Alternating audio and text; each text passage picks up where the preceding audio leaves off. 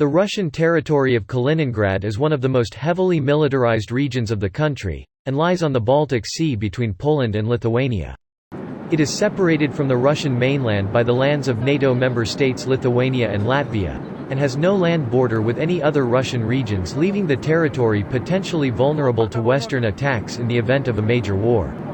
Kaliningrad serves as a staging ground, allowing Russian Iskander tactical ballistic missiles and long-range air defense systems such as the S-400 to cover targets deeper into Europe with their range, and is defended by some of the country's most capable weapon systems, including new motorized rifle, artillery and tank regiments which were deployed there in December 2020.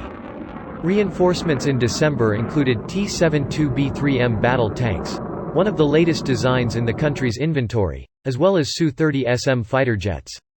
Kaliningrad also serves as the headquarters of the Russian Baltic Fleet, and is heavily defended by land-based P-800 long-range anti-ship cruise missile systems which provide coverage over much of the Baltic Sea. One of the most prolific assets deployed in Kaliningrad, however, has been a squadron of Su-27 heavyweight air superiority fighters which have been cause for considerable trouble for NATO over several years.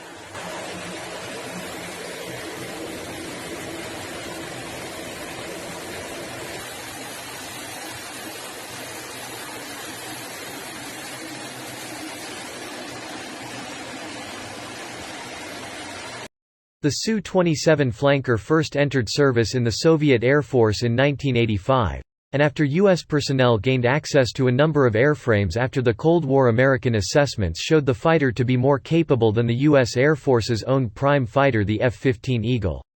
Despite being a high-end heavyweight design, the kind of expensive aircraft usually fielded in small numbers for special roles, the Su-27 was for many years the most widely used class of combat jet in the Russian military, with over 250 in service.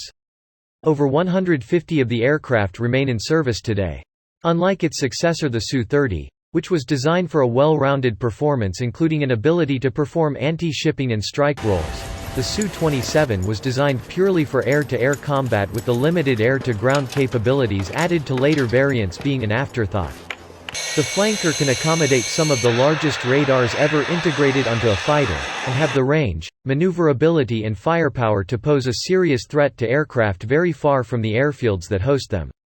The fighters initially deployed R-27 air-to-air missiles for long-range engagements, which were the most capable missiles of their kind integrated onto fighter-sized aircraft at the time, but have since been superseded by the R-77 missile that benefits from active radar guidance and fire and forget capabilities.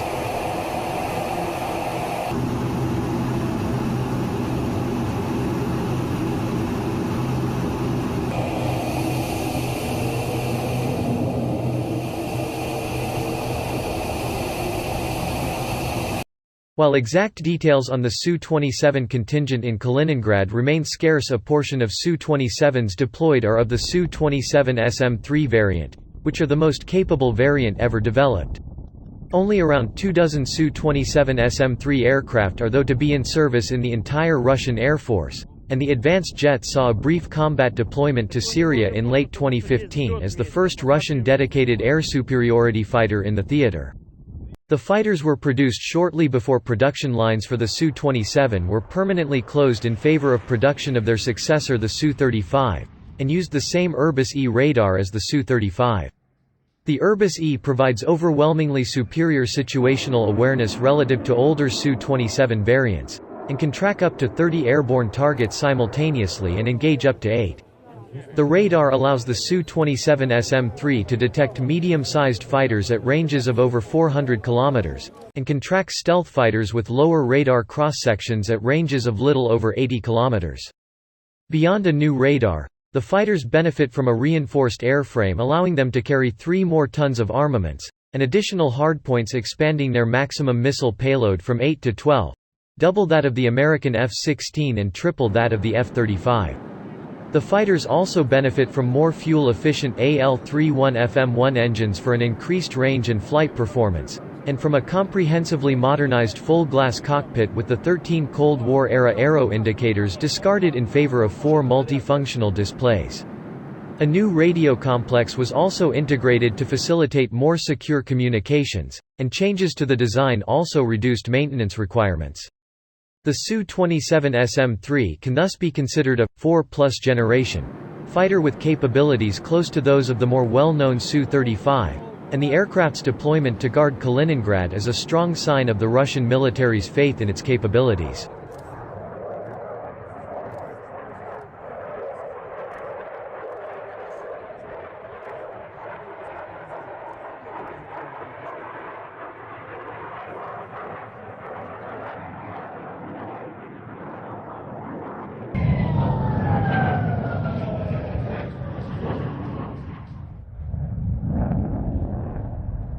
Deployment to a territory surrounded by NATO member states has meant that Su-27s based in Kaliningrad, which when identified by variant have often been Su-27SM3s, have often intercepted or otherwise seen non-kinetic clashes with Western aircraft.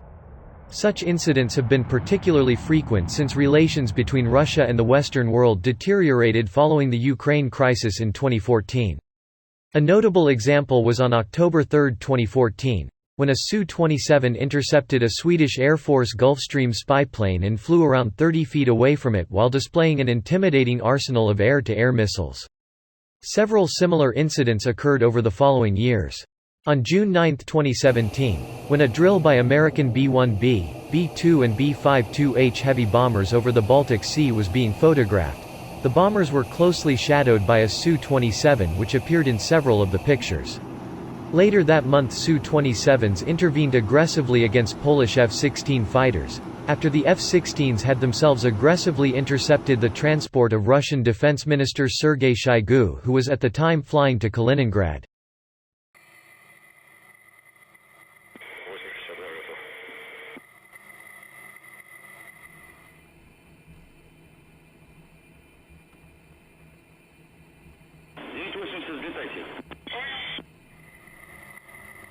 The following month a U.S. Air Force RC-135 surveillance aircraft thought to have been monitoring electronic signals in Kaliningrad was intercepted by a sizable Su-27 unit including at least 3 Su-27SM3s.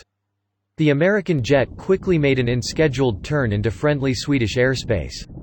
The Su-27's often unusually aggressive actions have sent a strong signal regarding Russia's willingness to guard its small Baltic enclave and quickly respond to any potential threat, and are likely intended to send a strong signal to NATO to this effect. The fact that Su-27s at Kaliningrad are deployed beyond the Russian mainland and provide the Russian Air Force with a deeper reach into NATO territory makes them arguably the most troublesome fighter unit faced by the Western alliance.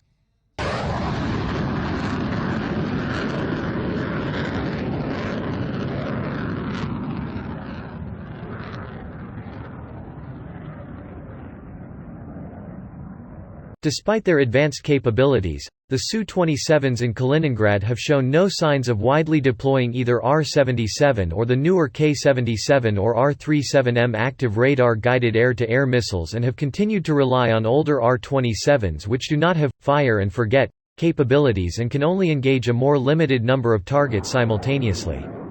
This means there is still room to improve the capabilities of the Kaliningrad flankers without needing to replace them with a new fighter class, with the R-37M in particular providing the ability to engage aircraft at over triple the range of the R-27 currently in use, at 400 km away.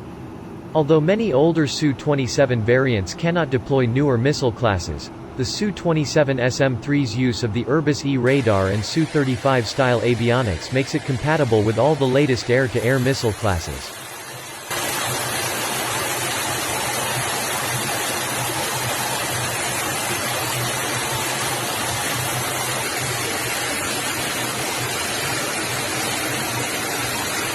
How long the Su-27 will continue to be deployed to Kaliningrad will likely depend on the state of relations between Russia and NATO and the kind of assets deployed by the US to the region.